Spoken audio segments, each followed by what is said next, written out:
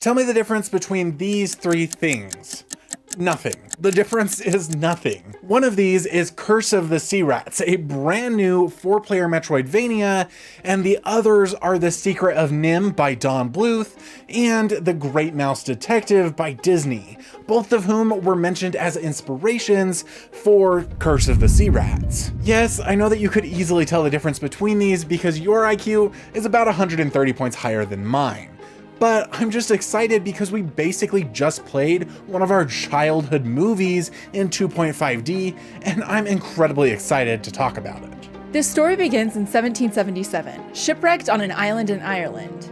But for us, this story actually started 10 months ago when an email popped up in our inbox. You see, this email was from Daniel and the P-Cube team, offering us early access to the demo of Curse of the Sea Rats, a game that we had never even heard of, but we knew just from looking at it that this was a game and an opportunity we didn't want to pass up. We eagerly dove into the demo, where we were immediately transformed into rats by the evil witch Flora Byrne, who then kidnapped the son of the Admiral, which in turn gave us criminals the opportunity to earn our freedom by rescuing the boy and defeating the witch.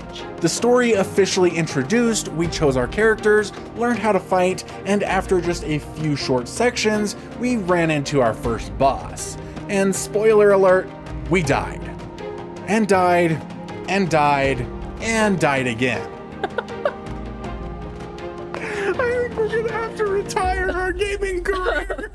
Yes, I went back and watched the live stream and we died 11 times fighting this first little boss. So there we were, thinking that we were in way over our heads, that this game was way beyond our gaming abilities. And yet, a week and a half ago, we received our full review key and quickly downloaded the game. The biggest question in our heads was, would we even be able to beat the game? Would we again struggle to fight just the first boss in a game that looked so simple? Yes, Fatso is just tough. In fact, he was one of the toughest bosses we fought in the entire game, mostly due to the leveling system and fantastic skill tree. While each of the 4 characters level up together and increase all their stats across the board, they each have their own unique fighting styles and skill trees.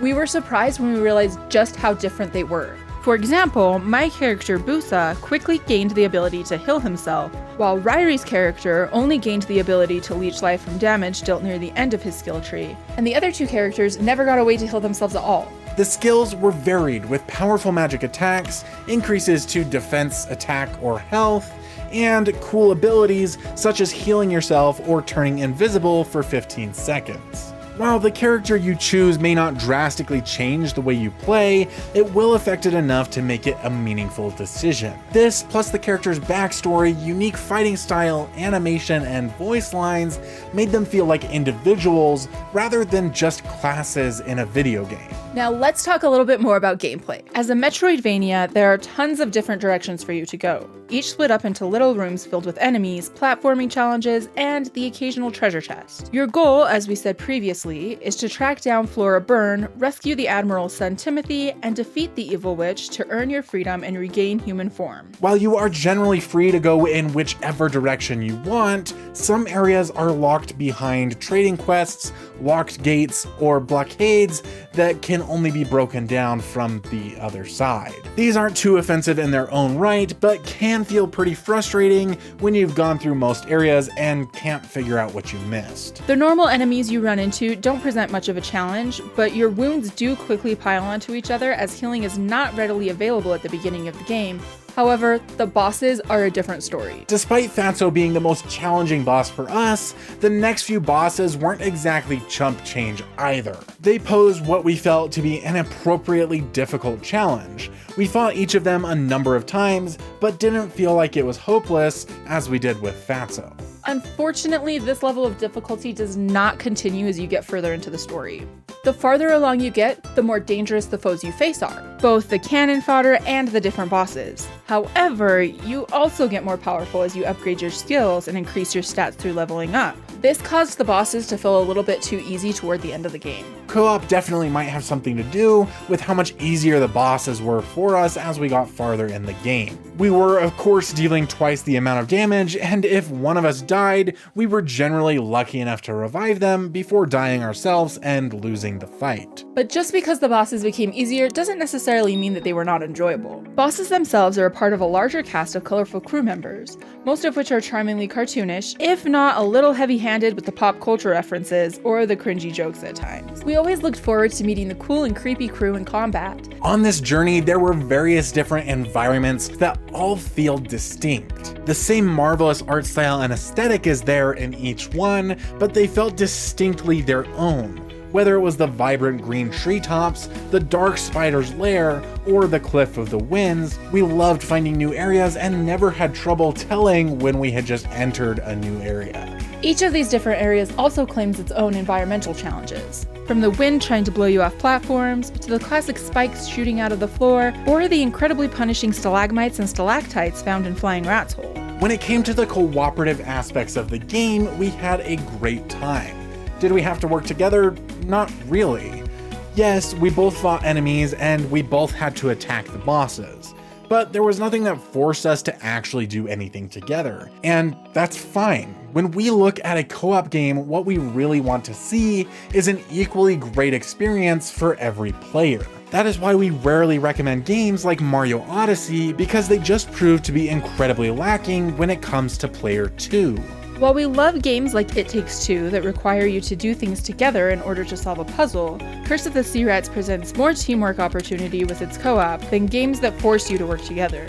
From Ryrie distracting the boss while I healed, to prioritizing reviving one another, and equally sharing the tokens for our skill trees. This game is gorgeous, and unlike me writing this review, they actually managed to tell a great story without dragging on with meaningless cutscenes that we just wanted to get through as quickly as possible.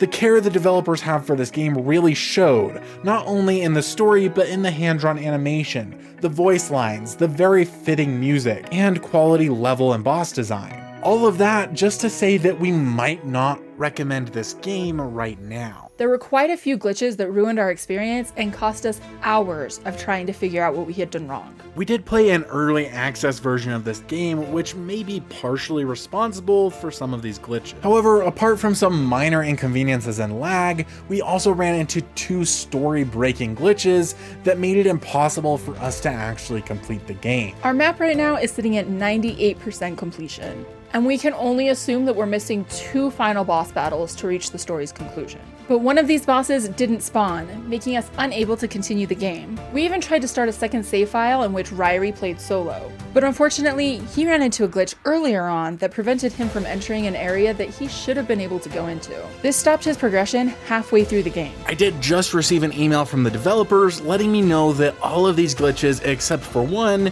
should be fixed before the game releases, so do with that information what you will. While the game was hard at first, it became easier the more that we played, and our concern that we might not even be able to get a review out of the game dissipated the farther we got. We went from worrying that we would not be able to beat the game to having one of the most enjoyable gaming experiences we've had in a while.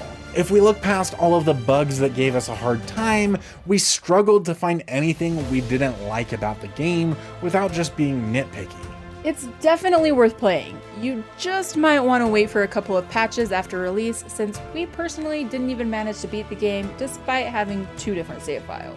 Click this playlist to find all of the new local multiplayer games coming out this year. We are constantly scouring the interwebs to find all of the best games to share with you guys, and you're going to find them in this playlist. So click on it, I'll see you over there. We love you guys. Y'all are awesome.